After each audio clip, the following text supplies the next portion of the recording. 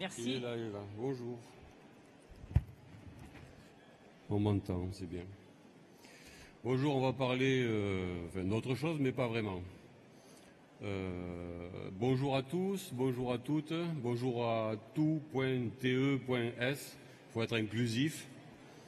Donc voilà.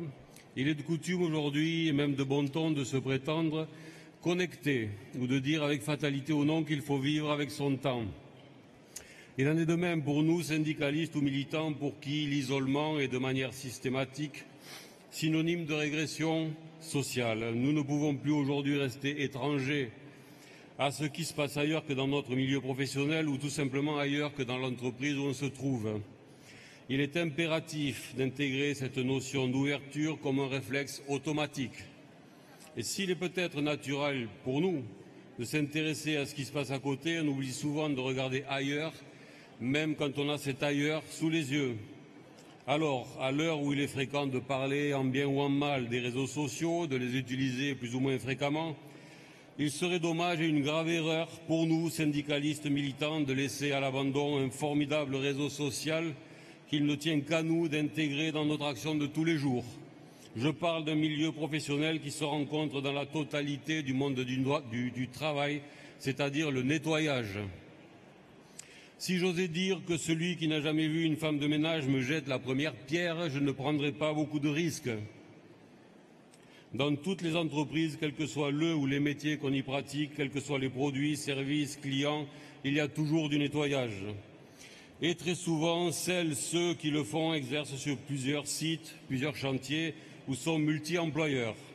D'ailleurs, à cette précarité de situation s'ajoute une précarité dans le temps, car au gré des appels d'offres successifs, ils changent de patron régulièrement et toujours à leurs frais.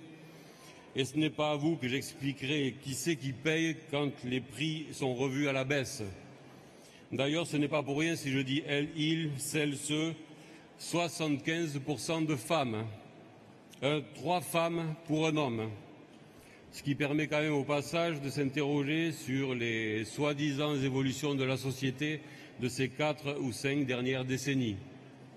Bref, ça me remet à l'esprit la formule consacrée de Flora Tristan, la femme est la prolétaire du prolétaire, et on n'a pas l'impression que ça ait beaucoup changé par endroits. Ok, c'est peut-être pas le débat, c'est un autre débat, mais il faut aller quand même faire ce constat. L'Union départementale de Toulouse a pris conscience, si ce n'était pas déjà fait, de cette précarité sociale et syndicale et a intégré le nettoyage à la commission exécutive. Il faudrait le faire partout, partout. Sachant que Force ouvrière doit faire un effort pour augmenter ses implantations, il serait dommage de ne pas tenter de modifier les relations entre le haut et le bas du monde du travail. Il serait dommage de ne pas utiliser ce formidable réseau interprofessionnel. Nous avons beau signer tous les protocoles d'accords préélectoraux qui se présentent, il est très difficile de faire des listes de candidats avec des salariés avec lesquels nous n'avons pour la plupart du temps aucun contact. Car ceux qui les côtoient au quotidien, c'est vous. Ceux vers qui ils se tournent pour chercher des appuis, c'est vous. Ceux à qui elle ou il se confie, c'est vous. Il est évident que la plupart d'entre vous étaient déjà par définition et de par votre action syndicale concernés par toutes ces difficultés et déjà intervenant dès que c'est possible.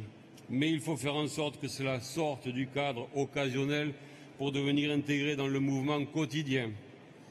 Et pourquoi Force ouvrière ne deviendrait pas le syndicat du nettoyage?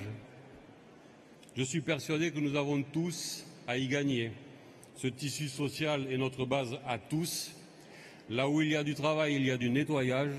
Là où il n'y a pas de nettoyage, il n'y a pas de travail. Connectez-vous. Merci pour elles, merci pour eux, merci pour nous.